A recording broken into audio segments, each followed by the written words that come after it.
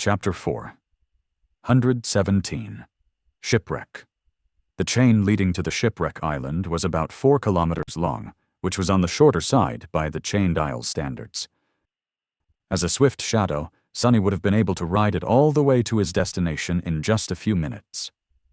Sadly, the heavenly chain was currently drawn taut and nowhere near the sky below, which meant that its links weren't covered by a thick layer of shadows.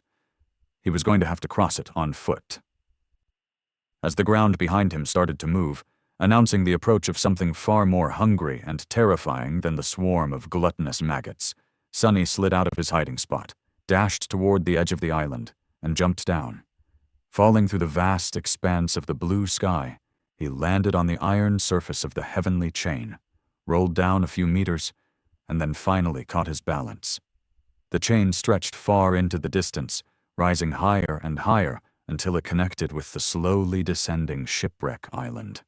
Unlike how it was with the other pieces of land Sonny had seen in this strange region of the dream realm, the chain didn't simply disappear into the soil, but instead led to a tall stone structure that resembled a castle gate.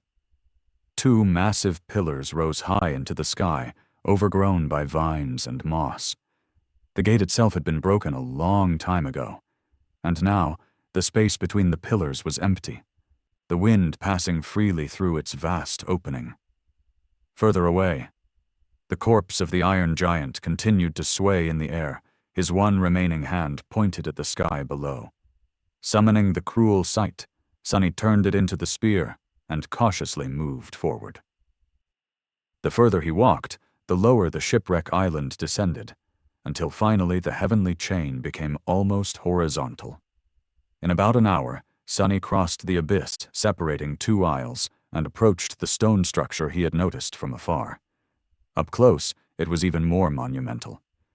He found out that he had been wrong, though. The pillars did not seem like they had ever served to house a massive gate. Instead, they just reached for the sky, built for some unknown purpose. There were weathered steps cut into each of the pillars, leading all the way to the top. Sonny frowned. Who would be crazy enough to climb that high? Even now that the island had descended, up there on top of the monumental pillars, the crushing must have been suffocating. With a shrug, he used the Darkwing to glide upward and climbed onto a wide stone platform between the pillars. From here, the remains of an ancient road led further into the island. Following it to reach the top of a low hill, Sonny stopped and looked down, at the site of the peculiar landmark that gave this place its name. At the very heart of the desolate island, a large wooden ship lay broken on the ground. It must have been beautiful and magnificent once, but now all that remained of its former glory were the fluid lines of the graceful and narrow hull. The ancient wood somehow remained untouched by the passage of time, but the bow of the ship was completely shattered. There were also large breaches here and there along the length of the wreck, and green vines covering large sections of it. What was a ship doing at the heart of a land that had no rivers and no seas remained a mystery, but Sonny became hypnotized by the sight of a crushed vessel for a completely different reason. A triumphant spark appeared in his eyes. "I guess I am in luck today." With a dark smile, he shifted his gaze and looked at the tall mast of the ship. A dead, withered tree coiled around it, its naked branches stretching into the sky like bones. Sonny recognized that tree, even if it looked very different from how it was depicted on the reverse side of the mysterious coins, full of life and in bloom.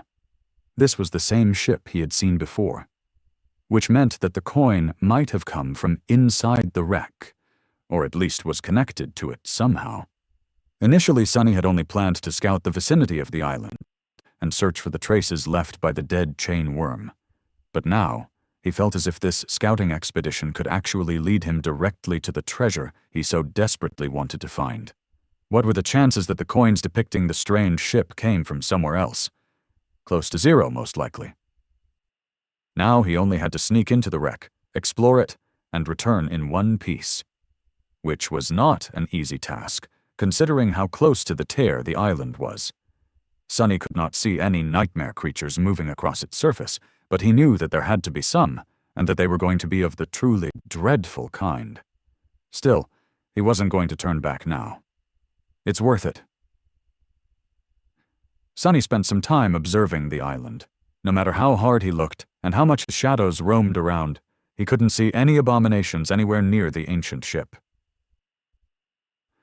That didn't mean there were none, though. It just meant that they were better at hiding than he was at looking. After a while, Sonny frowned and summoned Saint. The taciturn demon stepped out of his shadow a few hundred meters down the slope of the hill and indifferently looked around. Then, she dismissed her bow, and instead summoned a melee weapon. The midnight shard appeared in her hands, its austere blade reflecting the black onyx of the Shadow's armor. The two suited each other very well. Saint turned her back to Sonny, raised the long tachi, and calmly headed toward the distant wreck. After 30 seconds or so, he left his shelter and followed, keeping to the shadows. Minute after minute passed in tense silence. Despite his expectations, they didn't meet any powerful abominations.